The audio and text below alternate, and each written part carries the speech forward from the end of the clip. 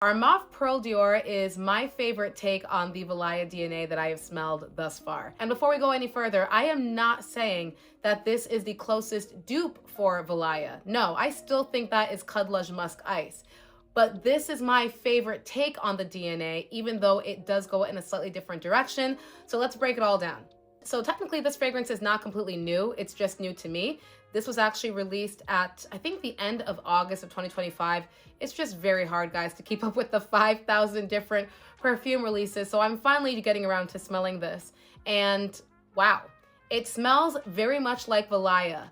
But what I love about this take on the DNA is that it adds in some additional warmth and sweet notes that the original Valaya doesn't have. And what that does is it helps to kind of round out and smooth the sharp citrus and woodiness that you get from Valaya. I know a lot of people love that, and I kind of go back and forth. There are days where I'm like, that's really nice, it's refreshing. And then there are other days where I feel like it kind of smells like a hospital cleaning solution. I don't know. But this take on the DNA for me is a lot more wearable. So let me go over the notes so you can kind of see what I'm talking about. So the notes for the original Valaya are aldehydes, white peach, bergamot, and mandarin orange.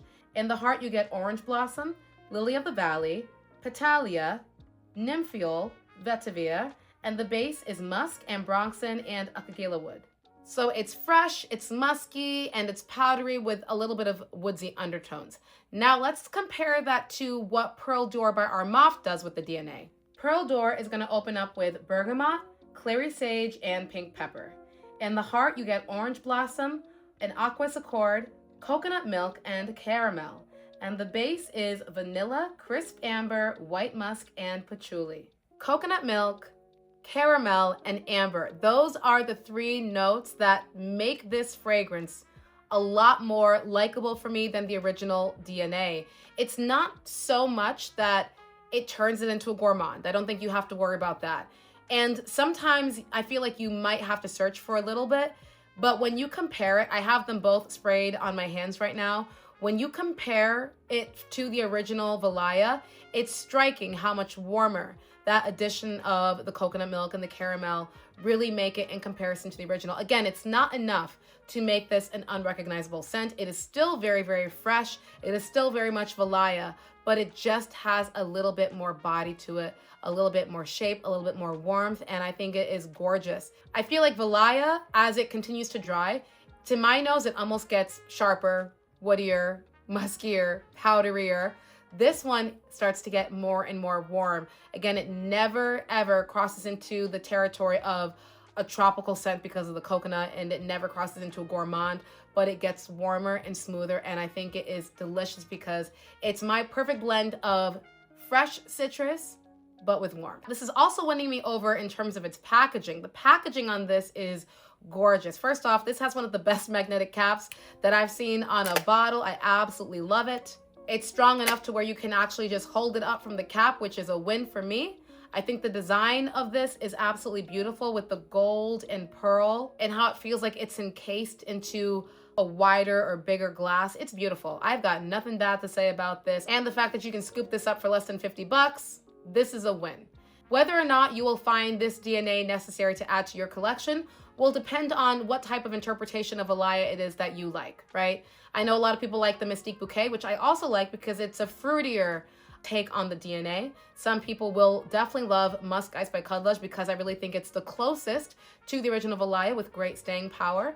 And other people who like their vanillas, their warm gourmands, and find Valaya to be a little bit too sharp, a little bit too crisp sometimes, I would highly encourage you to try out Pearl Dior. Again, it's not going to completely change the perfume. It's not something that is such a crazy twist, but it really is just the right amount to make it different enough to where I feel like I'm really happy that I've added to my collection, but still similar enough to Valaya to where I think a lot of people might still think that you're wearing Valaya, but maybe just layered with something that's a little bit warmer. Now, in terms of a layer combo, to help it be even less sharp, but again, still preserve the Valaya integrity, is I start off with, of course, one of my all-time favorite vanilla oils, Vanilla Skin by Fleur. This smells pretty much exactly like the Vanilla Skin perfume, but maybe just a little bit sweeter. So I put that on as my base. Then I go in with the Perle d'Or, and I top it off with Le Monde Gourmand Cream Vanille. If you've not tried any of the Le Monde Gourmand fragrances,